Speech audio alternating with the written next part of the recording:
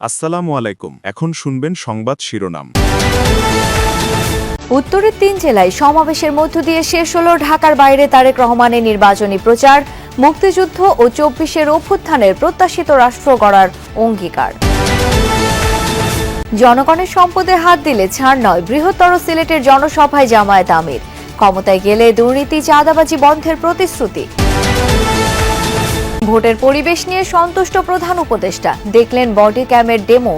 10,000-এর বেশি পর্যবেক্ষক দেয়া পাঁশার কার্ড বিতরণ স্থগিত। আসসালামু আলাইকুম। এতক্ষণ শুনছিলেন সংবাদ শিরোনাম, এখন শুনবেন বিস্তারিত। নির্বাচনে যারা ষড়যন্ত্র করবে ঐক্যবদ্ধভাবে তাদের দাঁত ভাঙা জবাব দেওয়ার হুঁশিয়ারি দিলেন বিএনপি চেয়ারম্যান তারেক রহমান। বললেন তার দল সেই বাংলাদেশ গড়ে তুলতে চায় যেই প্রত্যাশায় মুক্তিযুদ্ধ ও জুলাই অভ্যুত্থান হয়েছে। এছাড়া বৃহত্তর দিনাজপুরে উন্নয়নের একঝাঁক প্রতিশ্রুতি দেন তিনি। জানালেন ধর্ম বা বর্ণ নয়, যোগ্যতার ভিত্তিতে এগিয়ে যাবে মানুষ। এদিকে দলটির মিডিয়া উইং জানিয়েছে আগামী রবি ও সোমবার ঢাকার বিভিন্ন আসনে জনসভার মধ্য দিয়ে নির্বাচনী প্রচার শেষ করবেন তারেক রহমান। আরফিন শাকিলের প্রতিবেদন। কৃষি আর কৃষকের নগরীতে এ যেন রাজনৈতিক উৎসব। যেভাবে পেরেছেন ছুটে আসেন ঠাকুরগাঁও জেলা স্কুল মাঠে। কেউ খণ্ড খণ্ড মিছিলে পা মিলিয়ে, কেউ আসেন একাই। ধর্ম বর্ণ ভুলে জনস্রোতে একাকার হয়ে যান ঠাকুরগাঁও পঞ্চগড়ের মানুষ। জেলা স্কুল মাঠ ছাড়িয়ে জনসমাবেশ পৌঁছে যায় আশপাশের সড়কে। প্রায় 23 বছর পর জিয়াপুত্র যখন মঞ্চে, উল্লাসের ঢেউ উঠে জনসমুদ্রে। ঠাকুরগাঁয়ের সন্তান মহাসচিব মির্জা ফখরুলকে নিয়ে তারেক রহমান জানান অভিবাদন। যে মাটি বরাবরই ভোটের মাঠে বিএনপিকে হতাশ করেছে, এবার ইতিহাস বদলে দেওয়ার বার্তা দিল এই জনসভা। ধানের শীষের পক্ষে ভোট চান ঘরের ছেলে মির্জা ফখরুল। উপস্থিত জনতা হাত উঁচিয়ে সেই দাবিতে সমর্থন দেন। আপনারা আগামী 12 তারিখে এই ঠাকুরগাঁও জেলা এবং আশেপাশের প্রার্থীগুলোকে জয়যুক্ত করে আমাদের নেতা তারেক রহমানের হাতকে শক্তিশালী করবেন। বক্তব্যের শুরুতে 2003-04 সালে এই অঞ্চলের নিজের রাজনৈতিক কর্মসূচির কথা স্মরণ করেন বিএনপি চেয়ারম্যান। বললেন তার দল জনগণকেই ক্ষমতার উৎস ভাবে, তাই এই ছুটে আসা। এবারকার নির্বাচন হবে আমাদের দেশকে পুনর্গঠন করার নির্বাচন। এই দেশের গণতন্ত্রকে আমাদেরকে মজবুত করে গড়ে তুলতে হবে, যাতে এই দেশের মানুষের সামনে একটি নিরাপদ ভবিষ্যৎ তৈরি হতে পারে। পরে তারেক রহমান বৃহত্তর দিনাজপুর অঞ্চলের বেকার সমস্যার সমাধানে বন্ধ কলকারখানা চালু করার কথা জানান। এছাড়া ঠাকুরগাঁয়ের ক্যাডেট কলেজ, বিশ্ববিদ্যালয় ও মেডিকেল কলেজ সহ উন্নয়নের বিভিন্ন দাবি মেনে নেয়ার আশ্বাস দেন। এই শিল্পগুলোকে আবার আমরা গড়ে তুলতে চাই, যাতে করে এই এলাকার মানুষ বেকার না থাকে। বিএনপি আগামী 12 তারিখে নির্বাচনে সরকার গঠন হলে যত দ্রুত সম্ভব আমরা এই এলাকার এয়ারপোর্ট ইনশাল্লাহ চালু করব। পরে নীলফামারী সমাবেশে যোগ দেন তিনি। বলেন দেশের মানুষ ধানের শীষের পক্ষে রায় দিবে জেনেই বহুরূপধারী একটি গোষ্ঠী ষড়যন্ত্রে লিপ্ত হয়েছে। দেশ স্বাধীনের পর থেকে, দেশ স্বাধীনের আগে থেকে বিভিন্ন সময় তারা বিভিন্ন রূপ ধারণ করেছে। এই রূপ ধারণকারী, বহু রূপ ধারণকারী তারা আজকে বিভিন্ন জায়গায় বিভিন্ন ষড়যন্ত্রে লিপ্ত হয়েছে। কারণ তারা বুঝে গিয়েছে সারা বাংলাদেশের মানুষ ধানের শীষের পক্ষে রায় দেওয়ার সিদ্ধান্ত নিয়েছে। নানিবাড়ি দিনাজপুরের জনসভায় এসে জনতরঙ্গের কাছে ধানের শীষের জন্য ভোট চান খালেদা জিয়ার ছেলে। বলেন সেই বাংলাদেশ গড়ে তুলতে চায় তার দল, যে প্রত্যাশায় মুক্তিযুদ্ধ ও 24-এর অভ্যুত্থান হয়েছে। সেই প্রত্যাশিত বাংলাদেশকে যদি গড়ে তুলতে হয় আমাদেরকে ঐক্যবদ্ধ থাকতে হবে। সেই প্রত্যাশিত বাংলাদেশকে যদি গড়ে তুলতে হয় আমাদের মধ্যে কোনো বিভেদ রাখা যাবে না।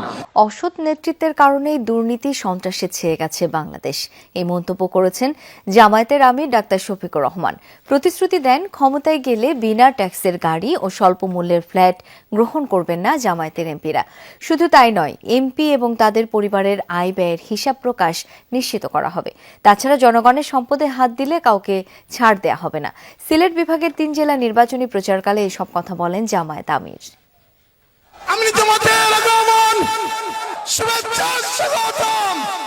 দেশ জুড়ে 11 দলীয় ঐক্যের নির্বাচনী প্রচারণার শেষ দিন সিলেট সফর করলেন জামাত আমির ডাক্তার শফিকুর রহমান। সকালেই হবিগঞ্জ সদরের ঐতিহাসিক নিউ ফিল্ড মাঠের জনসভায় অংশ নেন তিনি। নির্ধারিত সময়ের আগেই কানায় কানায় পূর্ণ মাঠ।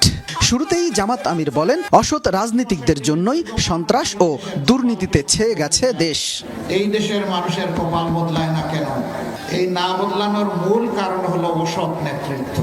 তারা আসে বসন্তের কোকিল হয়ে, কিন্তু যখন ইলেকশন চলে যায় তখন আর খুঁজে পাওয়া যায় না।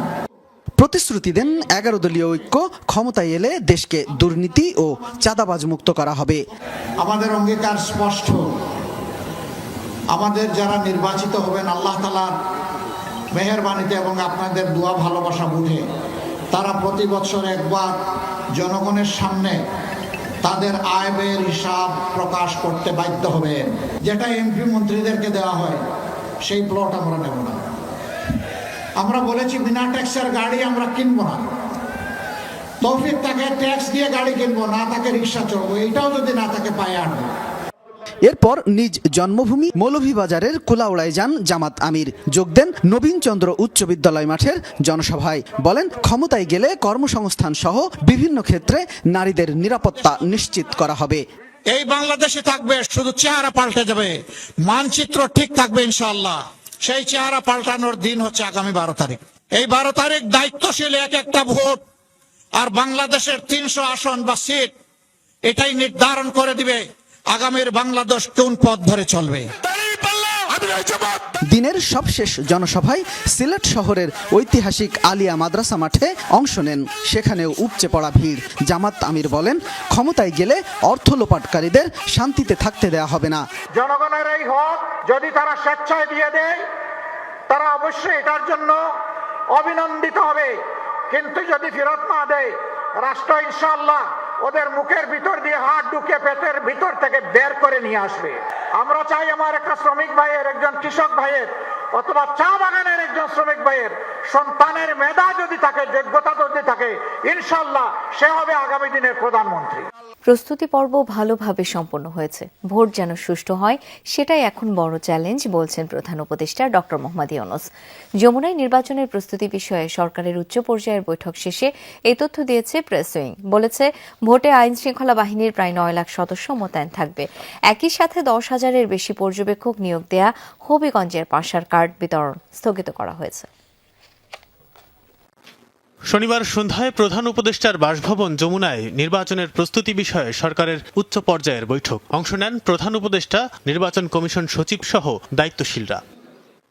এই বৈঠকে ভোটের আইনশৃঙ্খলা সহ সার্বিক প্রস্তুতি নিয়ে আলোচনা হয়। আইনশৃঙ্খলা বাহিনীর বডি ক্যামেরার ডেমো দেখেন প্রধান উপদেষ্টা ডক্টর মোহাম্মদ ইউনূস। বৈঠক শেষে ব্রিফিংয়ে প্রেস উইং জানায়, ভোটের প্রস্তুতিতে সন্তোষ প্রকাশ করেছেন প্রধান উপদেষ্টা। বলেছেন, উৎসবমুখর পরিবেশে নির্বাচনের প্রচারণা চলছে, কেউ কারো বিরুদ্ধে কটু কথা বলছে না। প্রধান উপদেষ্টা আশা করছেন এবারের নির্বাচন নিরাপদেই হবে। নারীরা আনন্দের সাথে ভোট কেন্দ্রে যাবে, পরিবারের সবাই একসাথে ভোট দেবে।